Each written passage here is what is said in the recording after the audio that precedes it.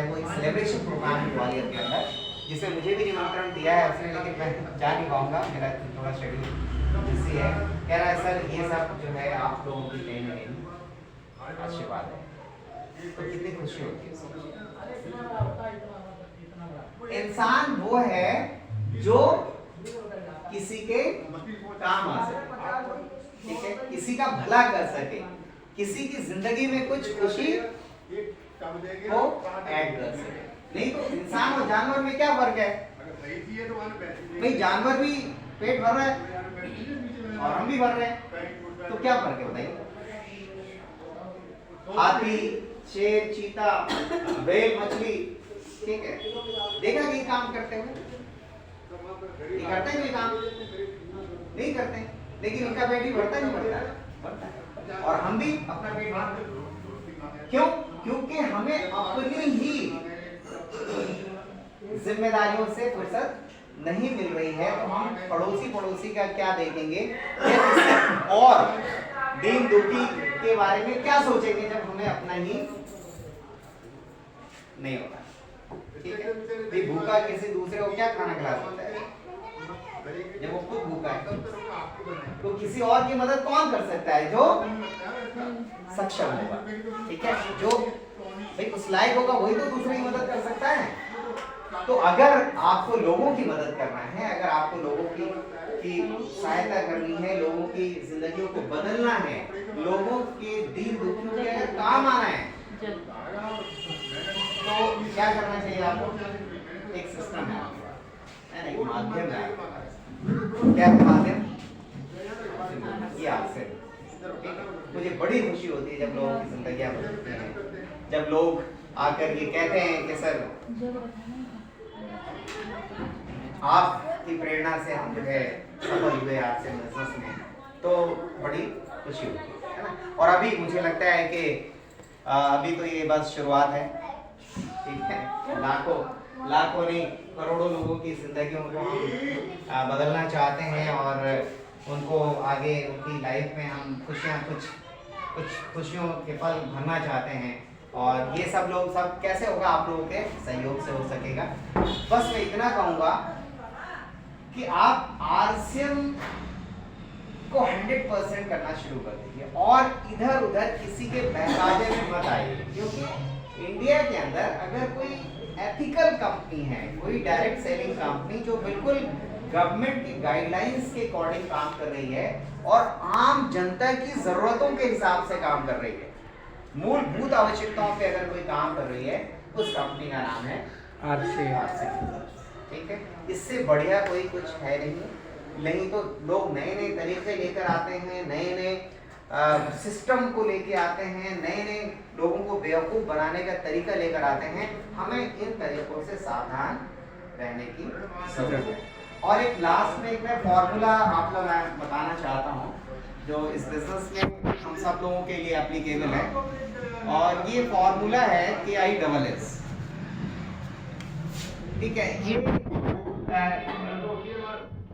होता है कि और आई से और S फॉर शॉर्ट और S फॉर सिंपल।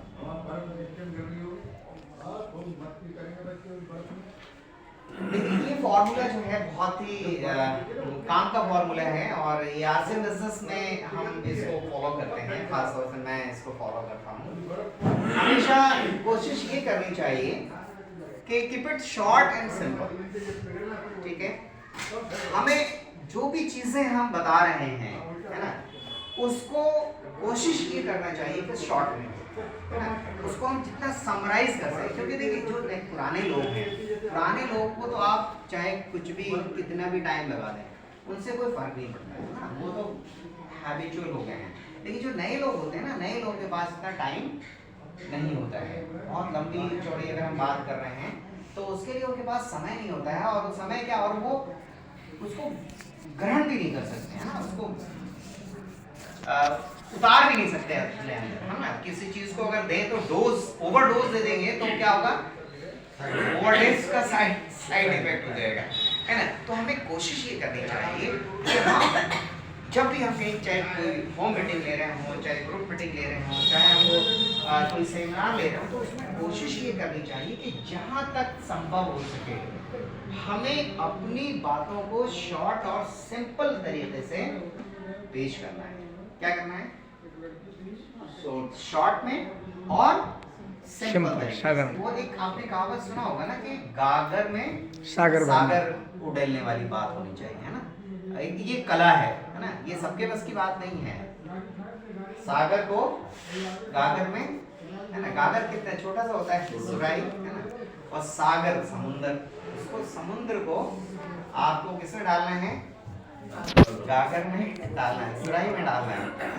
तो अगर आप ऐसा कर पाते हैं तो आपका जो मीटिंग होगा ना वो काफी इफेक्टिव होगा, प्रभावशाली होगा, और आप जो बहुत जरूरी बातें हैं और जो लोगों को डायरेक्टली हिट करती हैं, मतलब बिल्कुल उनको सटीक लगती हो और उनके दिमाग में बिल्कुल फिट बैठ जाए, ऐसी बातों को हमें मीटिंग्स में रखना चाहिए। देखिए, ज्यादा बोलना या ज्यादा देर तक बोलना मैटर नहीं करता है। आप क्या बोलते हैं, आपका कंटेंट क्या है, आप लोगों को मैसेज क्या देते हैं, आप लोगों को संदेश क्या देते हैं, वो मैटर। ठीक है? देखिए, ट्रेनिंग जो है ना, ट्रेनिंग जो होती है वो लेंथी हो सकती है। ट्रेनिंग जो है वो आप कितना भी टाइम ले सकते हैं, क्योंकि ट्रेनिंग्स में आप चीज़ों को अच्छे से एक्सप्लेन करते हैं, वो ठीक है, अच्छी बात है, ट्रेनिंग्स में हम उसको कवर करते हैं। लेकिन जो मीटिंग्स होती है ना, अक्सर जब भी मीटिंग होती है उसमें कुछ नए लोग होते हैं, है ना? जैसे आज भाई साहब हमारे साथ में बीच में ये लोग नए लोग हैं, है ना? इनको हम जब बहुत ज़्यादा कुछ ओवरडोज देंगे तो इनके सर से ऊपर जाएगी बात, है ना? तो हमें कोशिश ये करना चाहिए कि keep it short and simple. किस फॉर्मूले को हमें फॉलो करना चाहिए जब भी हम कोई भी मीटिंग ले रहे हैं, कि बातें आपकी जो है वो शॉर्ट होनी चाहिए और सिंपल होनी चाहिए, सरल भाषा में होनी चाहिए।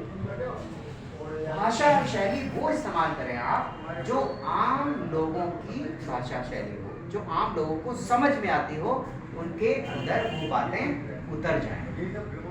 मैं मतलब अगर आप ये कहें कि मैं अपनी तारीफ नहीं कर रहा हूँ, लेकिन जहाँ जहाँ भी जब मैं मीटिंग लेने के लिए जाता हूँ ना, तो लोग ये कहते हैं कि सर आपकी शब्दावली ऐसे निकलती, ऐसे उतरती है जैसे दिल को चीर के निकल गई हो, इस तरह से मतलब दिलों पे असर करती है।